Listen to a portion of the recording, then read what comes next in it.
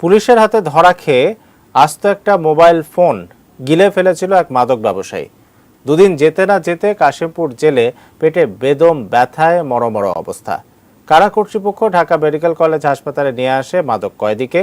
অবশ্য তখনও পুলিশ জানত না পেটের ভেতরে তার নোকিয়া 3310 মডেলের ফোনটি। তারপর কি হলো শুনুন মুন্নি সাহার কাছে।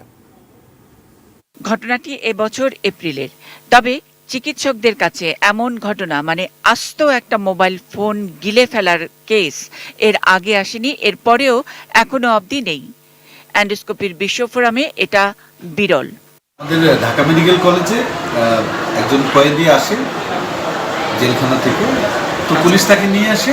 তখন সে ডান্ডাবেরি পরা ছিল। তো আমাদের surgery head of the department আমাকে কল দিয়ে বলে যে মাশফিক, আমাদের ডাক্তাররা রেডি, একটা মোবাইল একটা কয়েদি গিলে ফেলছে। আমার কাছে এটা খুব ওয়ার্ড লাগে যে এটা কেমন মোবাইল, এত বড় একটা মোবাইল কীভাবে গিলা সম্ভব। ঢাকা মেডিকেল কলেজ হাসপাতালে ল্যাপারোস্কোপি অ্যান্ড ইন্টারভেনশন অ্যান্ডোস্কোপির এই সার্জন বলছিলেন, 32 বছর বয়সী ওই কয়েদি মোবাইলটি গেলার 4 দিনের মাথায় পেটের ভেতরেই মোবাইলের ব্যাটারিটি ফুলে ব্যাক কভার খুলে যায়। কোনোভাবে ব্যাটারিটি বায়ুপথে বেরিয়ে যায় বলে কয়েদি স্বীকার করেছে। পেটের ভেতরে রয়ে যাওয়া মোবাইল সেট আর ব্যাক কভার এন্ডোস্কোপি করে আবারও গলা দিয়ে বের করার ব্যাপারটাই চিকিৎসা বিজ্ঞানের কারিশমা। ম্যাডাম আমাকে বললো যে আমার ডাক্তাররা রেডি যে পেট কেটে মোবাইলটা বের করবে। তুমি একটা কাজ করো, তুমি এন্ডোস্কোপি দিয়ে দেখো এটা মোবাইলটা পেটে আছে কিনা। তাই আমি বললাম ওকে ম্যাডাম, আমি এখনই ওটিতে যাচ্ছি, আমি এন্ডোস্কোপি স্যুট রেডি করছি এবং আমি এন্ডোস্কোপি করে দেখে দিচ্ছি যে এটা পেটে আছে কিনা। তো আমি এন্ডোস্কোপি করলাম, স্পেশাল একটা টেকনিক ব্যবহার করে এন্ডোস্কোপি করে দেখলাম যে তার মোবাইলটা 2 পার্ট হয়ে আছে, সামনের অংশ এবং পিছনের অংশ আলাদা, এবং ব্যাটারিটা তার পায়খানা রাস্তা দিয়ে বের হয়ে যায়। তা আমি চিন্তা করলাম যে একটা ইয়াং একটা লোক, সে কয়েদি হোক, সে তো আমার কাছে পেশেন্ট, যে আমি why not I try by endoscopy, যে আমি এন্ডোস্কোপির কতগুলো স্পেশাল টেকনিক আমি যদি এখানে অ্যাপ্লাই করি, আমি যদি পেট না কেটে এটা বের করতে পারি, এটা সে কয়েদি হোক আর যেই হোক, মানুষ হিসেবে তার তো সে আমার কাছে যে পেশেন্ট হিসেবে এসেছে, তার এটা প্রাপ্য। আমি চিন্তা করলাম যে লেটস ট্রাই, এবং আমি এন্ডোস্কোপির বিশেষ পদ্ধতির মাধ্যমে আমি পুরো মোবাইলটাই বের করে ফেললাম। যেহেতু পেশেন্টটা কয়েদি, তার মোবাইলটা যেহেতু পেটের ভিতর থেকে বের করে স্পেশাল একটা আমাদের হচ্ছে যে যেটা জীবাণুমুক্ত একটা ব্যাগে ভরে আমি এটা আবার হেড অফ দ্য ডিপার্টমেন্টের কাছে এনে দিলাম যে ম্যাডাম এই is a gift for you.